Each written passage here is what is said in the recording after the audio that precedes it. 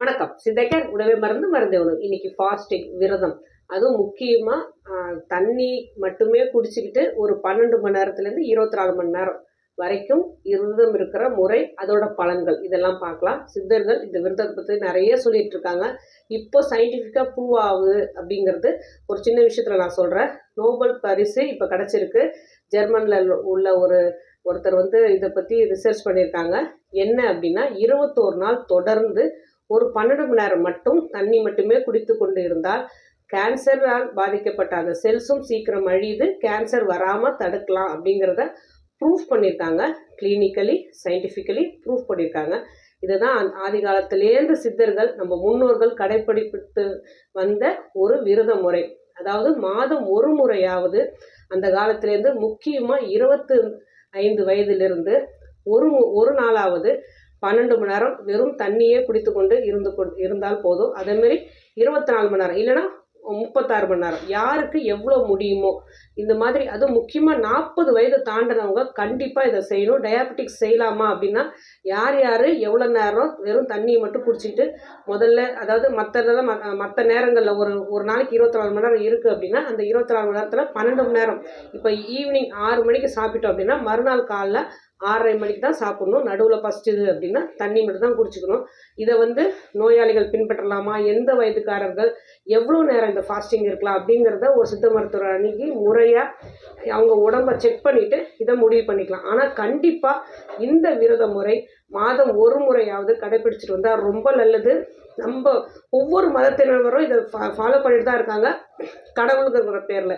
ஒரு உதாரணத்துக்கு சொல்லவா, இப்போ முஸ்லீம் மதத்தவர்கள் ரம்ஜானை 40 நாள் விரதம் எச்சி கூட முழுங்காமல் வெறும் சாப்பிடாம இருந்துட்டு வராங்க 12 மணி நேரம் இல்லையா. அது அடுத்தது இந்து மதத்தவர்கள்லாம், அது வைணவர்கள் முக்கியமாக இந்த வைகுண்ட ஏகாதசி அப்போ ராப்பத்து பகல் 10 அப்படின்னு சொல்லிட்டு 10 20 நாள் நடுவில் வைகுண்ட ஏகாதசி ஒரு நாள் அது மாதிரி செய்வாங்க. இது மார்கழி மாதம் திருவாதிரை நாள் அப்போவும் முன்னாடி 10 பின்னாடி 10ன்னு சொல்லிட்டு இதுவும் சிவனை வழிபடுறவங்க செய்வாங்க. முக்கியமாக இப்போ அதை சயின்டிஃபிக்காக ப்ரூஃப் பண்ணப்பட்டிருக்காங்க. திரும்பவும் சொல்கிறாங்க, 21 நாள் தொடர்ந்து இன்டர்மிட்டன்ட் ஃபாஸ்டிங்னு சொல்கிற 12 மணி நேரம் தண்ணி மட்டுமே குடித்து கொண்டு வந்தால் கேன்சர் செல்ஸ் முழுவதாக அழிக்கப்படுது.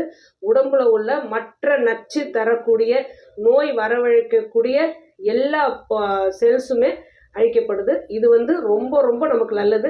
ரொம்ப அதாவது எம்ப்ரேஸ் பண்ணுறதுன்னு சொல்லுவாங்க. ரொம்ப இதை அரவணைச்சு இந்த முறையை நம்ம ஆசைப்பட்டு ஏற்றுக்கிட்டு நம்ம மாதம் ஒரு முறையாவது, அதுவும் 25 வயசுலேருந்து கண்டிப்பாக ஒரு 12 மணி நேரம் மட்டும் தண்ணி குடிச்சிட்டு நம்ம இருந்தோம் அப்படின்னா நமக்கு முதல் விஷயம் என்னன்னா, 12 மணி நேரம் நம்ம தண்ணி குடிக்கலன்னு வச்சுக்கோங்க, தண்ணி மட்டுமே குடிச்சிட்டு இருக்கோம், மற்ற சாப்பாடு சாப்பிடலன்னு வச்சுக்கோங்களேன், உடம்புக்கு எனர்ஜி கண்டிப்பாக தேவைப்படும்.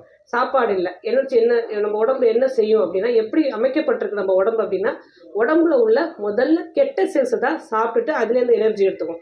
கெட்ட செல்ஸு கேன்சர் செல்ஸாகவும் இருக்கலாம், நோய் எதிர்ப்பு ஆற்றல் அழிக்கக்கூடிய செல்ஸாகவும் இருக்கலாம். எல்லா கெட்டதையும் முதல்ல அது எனர்ஜிக்காக எடுத்துக்கும். அதுக்கப்புறம் தான் உடம்புல உள்ள நல்லதை எடுத்துக்கும். ஸோ அதுக்கு தான் இந்த 12 மணி நேரம் மட்டும் சொல்கிறது. 12 மணி நேரம் 24 மணி நேரம் 36 மணி நேரம். அதனால தான் உடம்புல எவ்வளோ நச்சு கழிவுகள் இருக்கோ முதல்ல அதுதான் கரைக்கப்பட்டு வெளியே தள்ளும். அதனால தான் அதிகம் அது மாதிரி எக்ஸ்ட்ரா ஃபேட்டையும் கொஞ்சம் கொஞ்சமாக அது கரைச்சி நான் இந்த எனர்ஜியை எடுத்துக்கும். நம்ம உடம்புக்கு தேவையான எனர்ஜி கண்டிப்பாக கிடச்சிரும். 12 மணி நேரம் சாப்பிடாததால நமக்கு உடம்புல நல்ல பாதிப்புகள் தான் வருமே தவிர கெட்ட பாதிப்புகள் எதுவுமே இருக்காது. அதனால் நம்ம 25 வயசுலேருந்து முக்கியமாக 40 வயது உள்ளவர்கள்லாம் கண்டிப்பாக ஒரு விரத முறை, அது நம்ம மத சம்மதமாகவும் இருக்கலாம், கடவுள் நம்பிக்கையாகவும் இருக்கலாம், எதுவாக இருந்தாலும் நம்ம உடலுக்கு நல்லதுங்கிறத கரெக்டாக தெரிஞ்சுக்கிட்டு இந்த விரத முறையை ஃபாலோ பண்ணிட்டு வந்தோம் அப்படின்னா நம்ம சித்தர்கள் சொன்ன பாரம்பரிய அதே விரத முறை தான். அதுவும் ஒரு சித்த மருத்துவரோட ஆலோசனைப்படி கடைப்பிடிச்சிட்டு வந்தோம் அப்படின்னா நம்ம நோயில்லா வாழ்வு வாழலாம், ஆரோக்கியமாக வாழ்வோம். வேறு எதை பற்றி பேசணும்னு நினச்சாலும் சரி தாராளமாக கமெண்ட் பண்ணுங்கள். உங்களுக்கு எந்த நோயாக இருந்தாலும் சித்தா கேரை அணுகுங்க.